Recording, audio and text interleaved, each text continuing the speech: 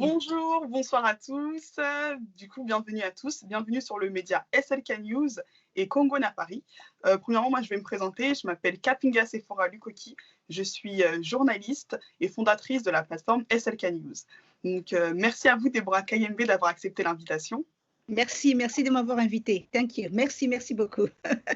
Donc, vous avez été récemment élue en tant que rectrice de l'université d'Édimbourg en Écosse, mais vous êtes également du coup la première femme réfugiée politique, mais également la première femme noire, je dirais plutôt en fait, à être élue dans cette université, la troisième femme. Et qu'est-ce que vous avez ressenti lorsque vous avez été élue dans cette université prestigieuse qui fait partie des 10 meilleures universités d'Europe? Je sentis d'abord une fierté pour moi-même d'abord, parce que vous savez, j'ai traversé des moments très difficiles ici en Écosse les derniers 6 mois. Donc, j'ai réalisé que le travail que j'avais fait a attiré l'attention des personnes qui réfléchissent normalement et qui réfléchissent d'une manière progressive. Alors, c'était un sentiment de fierté, mais immédiatement, j'ai réalisé le fardeau, parce que le monde entier a réagi et j'ai réalisé les fardeaux. Voilà. Mais est-ce que vous vous attendez à de telles réactions? Parce que ça a été vraiment comme une vague, eu énormément de soutien de la part du monde entier, et je dirais également de la communauté congolaise, même du président congolais. Est-ce que vous vous attendez à une telle vague de soutien? Non, je ne m'attendais pas à ça. Je savais que ça devait avoir un coup très dur en Écosse, parce que c'est un pays qui est pour le moment très conservatrice de ce qu'ils sont, de ce qu'ils représentent. Et puis, je savais que, parce que partout ailleurs dans le monde, les femmes ont progressé, ils sont sortis dans leur cadre, ils sont allés dans un cadre un peu plus avancé. Mais la réaction que j'ai eue m'a surprise. J'ai été énormément surprise, yes.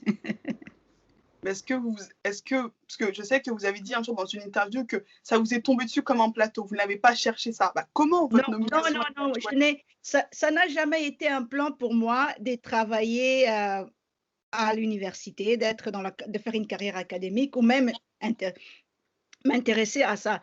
Ce sont les individus qui m'ont vu tout au long de mon combat contre le racisme en Écosse et qui sont tous étudiants et travailleurs de l'université d'Édimbourg qui m'ont contacté pour me dire: Déborah, on pense que tu devrais être un bon recteur pour nous. Donc, je n'avais jamais demandé ça. Lorsque c'est arrivé dans mon plateau, j'ai dit: ah, ça veut dire que je peux l'avoir. Alors, on va se battre pour l'avoir. C'est ce que je me suis dit. Et vous vous êtes battu. Et Voilà. on va revenir un peu sur votre parcours. Quel a été votre parcours? Parce que vous êtes aussi vous êtes avocate, activiste du coup des droits de l'homme. Quel est votre parcours, si vous pouvez un peu nous raconter brièvement? De la République démocratique du Congo, où j'étais activiste et avocate, donc j'ai pratiqué ma fonction d'avocat dans tout le domaine et mes activités d'activiste de droits de l'homme. Lorsque je suis arrivée en Grande-Bretagne en asile politique, l'asile que j'avais demandé, j'avais voulu continuer ma carrière d'avocat. C'est ce qui m'a bloquée, parce que là maintenant c'était difficile venant d'un pays francophone, ayant un diplôme francophone et avoir exercé dans un barreau francophone, c'était très difficile d'être accepté en Grande-Bretagne. Ça, c'était la première barrière. Mais de l'autre côté, j'avais cette facilité de l'expérience de combattre pour le droit de l'homme. Vous voyez le contexte congolais qui est un contexte très difficile, très rigide de combattre le droit de l'homme avec un contexte britannique qui est plutôt hypocrite. Ils ne vous attaquent pas, ils ne vous agressent pas, vous pouvez parler librement, mais ils sont très hypocrites parce que déjà, ils ont verrouillé le système et il n'y a rien que vous puissiez faire. Alors, beaucoup de gens ont peur de dénoncer ça. Alors, je pense que mon succès, c'était le fait que j'avais le courage de dénoncer ces choses avec preuve à l'appui. C'était ça mon avantage. Et lorsque je commençais ma campagne, c'était surtout pour les demandeurs d'asile qui venaient et dont leur dossier était toujours annulé, rejeté par le système d'immigration britannique. Pourquoi? Parce que je pense aujourd'hui, j'ai compris que le Congo n'étant pas un pays du Commonwealth ou un pays, ça fait un désavantage des Congolais qui venaient demander l'asile ici. Donc pour moi, c'était l'opportunité d'apprendre, de découvrir le système, mais surtout avec la grâce et l'éducation que j'ai reçue en République démocratique du Congo, à lire. Parce qu'on a un problème au Congo, les gens n'aiment pas lire, ils n'aiment pas regarder dans le document et lire ce qui est écrit. C'est une culture qui est plutôt anglophone. Et c'est un exercice que moi j'ai fait personnellement quand je suis arrivée ici. Donc je me suis investie à connaître l'Angleterre comme si je n'y savais rien du tout, comme un enfant à l'école. Et plus je découvrais, plus avec l'expérience que j'ai eue dans le mouvement des droits de l'homme, ça m'a aidé à avancer rapidement. C'est ainsi que lorsque le barreau anglais refuse ma candidature, ils me disent que votre qualification académique est valable en Écosse. Je suis allée immédiatement en Écosse. D'accord. Donc, je suis allée en Écosse parce que je me suis dit, OK, si déjà ils reconnaissent mon diplôme, cela veut dire que je peux continuer à la seconde étape. Et lorsque j'écris au barreau écossais, ils me disent clairement, soyez la bienvenue, mais à une condition. Il existe trois lois en Grande-Bretagne, la loi qui régit l'Angleterre et les pays de Galles, la loi qui régit l'Irlande du Nord et la loi qui régit l'Écosse. Si vous voulez pratiquer le droit dans le droit écossais, vous devez habiter en Écosse. C'était mon voyage. Voilà. Du coup, c'était la seule condition et vous l'avez acceptée. Et je l'ai accepté parce que sinon, qu'est-ce que j'aurais pu faire? Je suis avocate. J'ai passé mes années à étudier le droit, à pratiquer le droit, à exercer le droit. Est-ce que je dois rejeter ça? Ça n'a aucun sens. Donc, c'est ce que j'ai pris. J'ai pris une décision brave et très dangereuse, mais ça payait au fond. Exactement, exactement. Mais d'où vous est venue cette passion pour le droit, pour la justice? À quel moment vous vous êtes dit, moi, je veux être avocate, je veux être activiste? Comment est née cette volonté, ce combat? Comme toute fille congolaise élevée dans la famille, tu es destinée à être mariée. Ça, c'est la culture que nous avions, à notre génération en tout cas. Je ne sais pas qu'est-ce qui se passe aujourd'hui, ça fait 12 ans que j'ai quitté. Dans notre génération, c'est que vous devez être... qu'est-ce que je peux dire ici? Oh Dieu Tout-Puissant, pardon. Vous devez être dans la maison, apprendre à cuisiner, être prêt pour votre mariage. Et comme toute fille, j'étais préparée pour ça.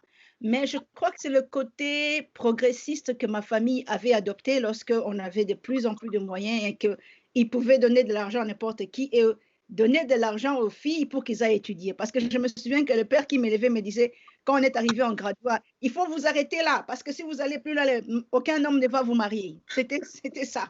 Alors, mais seulement à l'âge de 19 ans, lorsque pour la première fois mes parents me donnent la permission de circuler seul sur Kinshasa. Et je vais dans le quartier de Kimbanseke.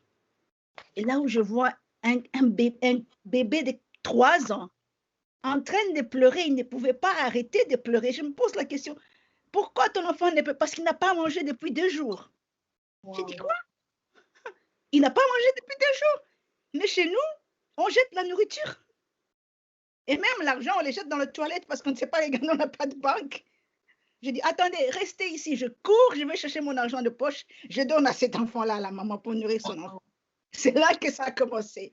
C'est là que ça a commencé. Et l'autre qui était le plus choquant, vous voyez Mongaliema, là où il y avait Mobutu Sese Seko, il était en ce moment-là, mais juste en bas, il y avait un cas pour les lépreux. Alors, dans ce cas de lépreux, je retrouvais un homme qui n'avait plus ses mains, mais sa pension était coupée parce qu'il ne pouvait plus se dépasser pour aller en ville et chercher sa pension. Et le pauvre monsieur avait la seule fille qui prenait soin de lui, qui avait été violée et jetée. Après l'avoir violée, tuée, on l'a jetée dans la parcelle de lépreux par les militaires de la garde présidentielle. Ah, ça, non. La première des choses que j'ai fait, j'ai pris l'information, je l'ai envoyée aux Nations Unies immédiatement. Ensuite, moi-même, j'ai commencé à aller au centre-ville jusqu'à ce que lépreux a commencé à récupérer sa pension. C'est là que j'ai compris, ah, mais ça, c'est mieux que quoi, je vais dormir un peu, je me réveille. Oui, bien sûr. C'est là que je suis partie. Pour rebondir sur ce que vous avez dit, c'est comment vous avez vu cette opportunité, ce droit à l'éducation, parce qu'en parlant de la journée des droits des femmes, c'est encore un droit qui est privé. Beaucoup de jeunes filles, que ce soit dans de nombreux pays, pas seulement au Congo, n'ont pas accès à l'éducation. Ou beaucoup, sinon, comme vous l'avez également dit, soit quand elles sont trop diplômées, on lui dit bah, non, tu ne vas pas trouver de mari. Donc il y a vraiment un... Ma tante me disait toujours ça. Ah, toi, non, aucun homme ne peut t'épouser. Dans l'autre, en Swahili, Akuna bwana takuo wakata sikumwa. Non, alors je vais regarder. En tout cas, aujourd'hui, elle est très fière de moi. Mais le droit à l'éducation, je dois les dire, vraiment, je dois les dire. Vous savez, on avait cette époque Mobutu où les femmes avaient accès à l'éducation, encouragées par le régime Mobutu. Ensuite, on a eu Laurent Désiré Kabila qui a retourné ça un peu, qui commençait à dire les filles ne portaient plus de pantalons, les filles retournaient dans la cuisine. c'est un contraste, vous savez, c'est très difficile. Et quand vous avez des régimes comme ça, qui viennent et qui partent, l'un qui progresse, l'autre qui ramène, ça donne une porte aux parents, avec la conjoncture, de décider est-ce que je dois investir sur cette fille ici pendant que je n'ai pas l'argent pour investir sur la parcelle, des choses comme ça. Et à un moment donné, moi aussi et mes sœurs, on a eu ce problème-là avec nos propres parents. Lorsqu'on est arrivé en graduat, ils ont dit, bon, c'est fini, on ne paye plus. Nous, mes sœurs et moi, on s'est regardé, on ne va plus à l'université, pourquoi il nous reste 2 ans encore? Alors, avec notre argent de poche, en cachette, on a continué à aller à l'université jusqu'à ce que notre père a découvert ça. Il a dit, mais ces filles aiment l'école, je vais prier pour eux. Et la dernière année, c'était l'année la plus difficile parce que Laurent Désiré Kabila est arrivé, on n'avait plus de transport, mon père n'avait plus le moyen qu'il avait. Et c'est notre père lui-même qui va nous mettre dans sa voiture tous les jours, aller à l'université limitée, nous ramener en Binza, aller tout jusqu'à ce qu'on avait terminé. Wow. Et je pense qu'aujourd'hui, il est vraiment très fier de nous. Bah oui, il y a de quoi. En fait, votre papa a compris en fait cette nécessité. Il a suivi votre désir en fait. Il s'est pas dit non, l'école c'est pas pour les filles. Non, il a vraiment eu cette ouverture d'esprit. Il vous a accompagné en fait dans votre. Il nous a accompagnés d'une manière extraordinaire. Je crois que même aujourd'hui, lorsqu'il regarde derrière, il doit être très fier de lui, en tout cas. Bien sûr, bien sûr. Et surtout que vous venez d'être élue rectrice, c'est une fierté pour le Congo et pour même les femmes, l'Afrique. C'est vraiment une grande fierté. Moi, j'ai vraiment l'impression que c'est une nouvelle page en fait qui s'écrit. C'est vraiment une nouvelle page qui s'écrit et votre parcours incarne quelque part en fait un modèle aussi. Je sais, je viens de recevoir il y a même pas 1 heure une lettre d'Israël, une petite fille congolaise qui vit en Israël et qui m'a écrit. Elle voulait faire la médecine, maintenant elle veut faire le droit. Elle demande à son père, est-ce que tu peux demander à Madame Kaimbe de m'écrire et de m'encourager, je vais devenir avocat. Ça fait plaisir quand vous avez des lettres comme ça, ça fait plaisir. Exactement, exactement. Et si on revient également sur votre parcours en Écosse, c'est-à-dire que vous avez dit qu'en Grande-Bretagne également, les réfugiés étaient tout le temps, il y avait des annulations au niveau de leur dossier. Et vous êtes arrivé en Écosse et vous avez continué de mener en fait ce combat du coup contre le racisme, ce combat. Et je sais également, comme d'après ce que je lis également, c'est que votre fille a été en fait également victime par une enseignante en fait de racisme qui lui a dit de faire la danse des esclaves. Et de là est née en fait une pétition de votre part. Ouais, mais ça, c'était la chose la plus choquante parce que déjà, en ce moment-là, ma réputation en Écosse était connue lorsque j'ai lancé le Freedom Walk Campaign, la marche de la liberté. Ça, c'était après avoir été victime des agressions racistes dans ma maison, ok? Et tout le monde sait qui je suis. Et même à l'école, ils savent qui je suis. Mais qu'est-ce qui se passe? Ma fille va à l'école et la jeune professeure qui est très, très jeune et qui dit non, mais écoute, on va faire une leçon aujourd'hui à exhiber la danse des esclaves. Mais elle pense qu'elle réagit mieux lorsqu'elle demande à ma fille, Sophie, est-ce que tu veux être esclave ou tu veux être la personne qui frappe sur les esclaves? C'est là que les amis, les enfants même disent au professeur, de quoi tu parles? Nous, on ne participe pas à cette exhibition. Il y a beaucoup de choses à faire que d'humilier Sophie comme ça. Nous, on ne va pas faire ça. C'est une émeute en classe. Donc même les élèves, en fait, ont soutenu votre fille et ont pris position. Ce sont les élèves qui ont pris position et le professeur a commencé à pleurer. C'est dans ce moment-là que quand ma fille vient à la maison, elle m'explique ça. Moi, j'ai trouvé que c'était juste d'être de 2 côtés. Du côté de la personne qui était en train de donner la leçon en pensant qu'elle le faisait mieux et du côté de la victime qui était ma fille. Et la seule raison le seul moyen de corriger ça, c'était d'emmener une pétition au Parlement. La pétition disait tout simplement implanter l'éducation antiraciste dans nos écoles. Former correctement les instituteurs et tous les membres de la communauté estudiantine et faites en sorte que ceux qui commettent le racisme dans la classe soient punis. Parce que jusqu'à aujourd'hui, le racisme à l'école écossaise n'est pas punissable. Il est appelé un comportement inacceptable, mais ce n'est pas punissable devant la loi. Pendant que la loi en entier dit que le racisme, c'est un crime. Exactement. Vous comprenez la différence? Bien sûr. À l'école, les enfants peuvent être aussi insolents sur les autres par rapport à leur race. On ne va pas les punir, on ne va pas les exclure. On dit que c'est un problème des comportements, on va appeler les parents. Mais ce sont les parents qui disent ça aux enfants. Exactement. Et eux reproduisent, en fait, tout simplement. Oui. Les enfants ne font que reproduire ce que les parents leur ont dit à la maison. Donc, vous comprenez là où on est.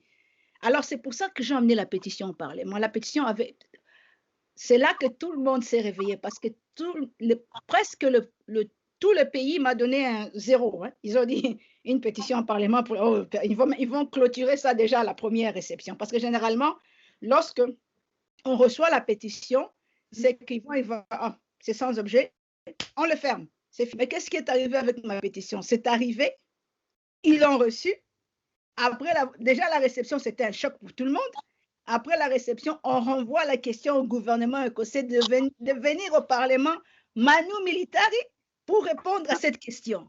Ah, je crois que c'est là que l'université m'a découvert. Parce que là, ils ont dit, quelque chose est en train d'arriver ici. Quelque chose de faire ici. Donc, c'est ça, la pétition va continuer. On ne sait pas combien d'années ça va prendre, mais moi, je ne laisserai pas jusqu'à ce que nous ayons une loi qui protège nos enfants à l'école contre le racisme. Mais surtout que c'est très important, surtout cette formation, que ce soit du côté, comme vous l'avez dit, des enseignants, même en fait de l'institution même, en fait, que ce soit les directeurs, que ce soit vraiment de tout le corps en fait des enseignants, de tout le corps en fait de l'école. Parce que si la tête déjà en fait prend pas en considération, comment le reste en fait va prendre en considération? Absolument. Je pense que ce soit une unité. J'étais vraiment très triste concernant l'institutrice. Malheureusement pour elle, elle est vraiment tombée dans la mauvaise personne parce que moi, lorsque je tape le poing sur la table, je tape, hein, et ça, c'est trop fort. J'ai eu pitié d'elle, mais la réalité est qu'elle ne savait même pas que ce qu'elle faisait était mauvais. C'était ça le problème. Elle ne savait pas. Ça, c'est l'ignorance tout simplement. Donc, il faut éduquer, il faut préparer les gens dans ce qu'ils sont en train de faire. Et est-ce que c'est quelque chose du coup que vous comptez apporter à l'université du coup d'Édimbourg en cette période de crise sanitaire? Ça, c'est la raison, la première des raisons. Vous savez, quand ils m'ont contacté initialement, ils m'ont dit qu'ils voudraient que je puisse devenir recteur. D'abord, j'étais sous le choc. J'ai dit, quoi? De quoi ils parlent ici? Et puis, je leur ai dit, avant que je dise quoi que ce soit à qui que ce soit, est-ce que je peux venir vous voir face à face? Comme ça, vous allez voir que je suis noire. Alors, je vais à cette réunion et je leur dis, la question que je leur pose, c'est pourquoi moi? Et c'est leur réponse qui m'ont convaincue. Ils m'ont dit, le travail antiraciste que tu es en train de faire est respectable. Et pour ça, tu as besoin d'avoir une position de marque. Et cette position va aider ton travail antiraciste de l'autre côté partout. Il n'y a pas mieux que d'être recteur à l'Université d'Édimbourg. Parce que je suis certainement la deuxième personnalité la plus puissante en Écosse maintenant. Donc, c'est ça.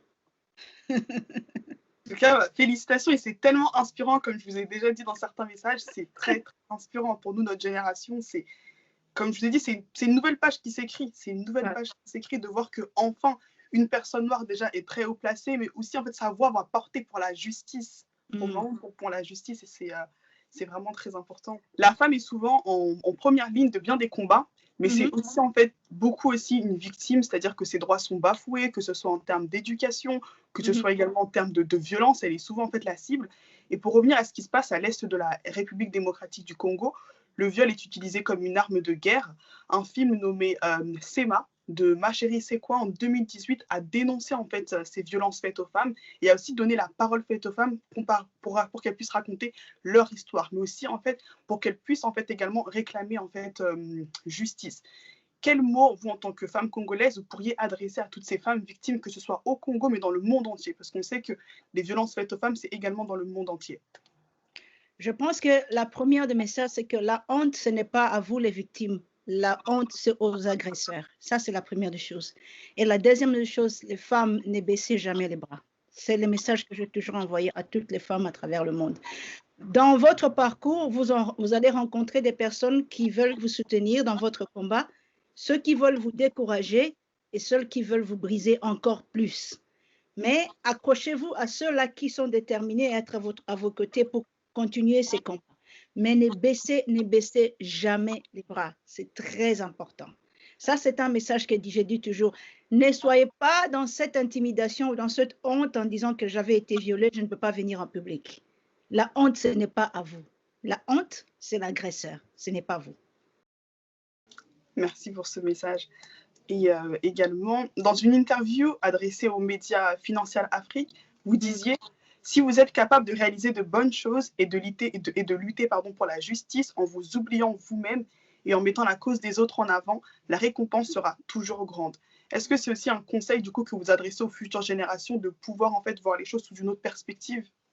Je pense c'est la même maladie qu'il y a dans notre pays. Si notre pays n'avance pas jusqu'à aujourd'hui, c'est parce que nous avons des leaders politiques qui ont regardé à leurs propres intérêts. Et c'est ce qui a détruit ce pays. Et c'est ce qui fait que le pays a du mal à démarrer ou à redémarrer.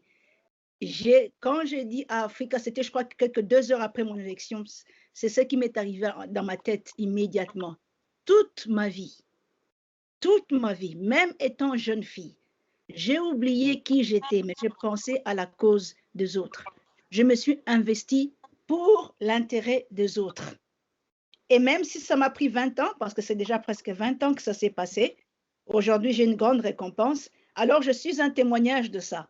Si les gens veulent voir quelqu'un qui s'est oublié soi-même et qui s'est investi dans la vie des autres, qui s'est investi dans la cause des personnes marginalisées et qui s'est investi dans le besoin des autres, et qui par la fin, ces années de dur labeur lui ont apporté une récompense, je suis là. Croyez-moi, croyez-moi. Il faut vraiment croire ça parce que c'est un témoignage vivant. Je suis le témoignage vivant de quelqu'un qui a passé toute sa vie à s'investir sur les autres. Et une fois que vous aurez réalisé ça, une fois que vous aurez arrivé à un niveau où vous avez l'intention du monde comme vous l'avez maintenant, ce n'est plus un problème, ça devient plus facile pour vous.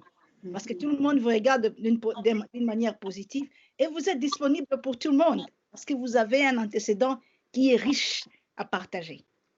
Exactement. Du coup, pour rebondir encore, quel est l'héritage en fait que vous voulez laisser pour contribuer du coup à ce monde meilleur? Mon héritage sera toujours la paix et la justice. Il n'y aura pas d'autre héritage que ça. Quand les gens regarderont derrière et se souviendront de moi, ils se souviendront des efforts que j'ai faits pour avoir la paix tout autour de moi. J'ai cherché ma paix à moi-même contre ce combat raciste dont j'ai été victime ici en Écosse, mais j'ai voulu aussi partager cette paix avec tout le monde tout autour de moi. Et ça c'est dû à l'Université d'Édimbourg. Et le fait qu'à chaque fois, il y a eu violation des droits de l'homme, à chaque fois qu'il y a eu, les gens enfreignaient la loi, je n'avais pas un autre discours que justice.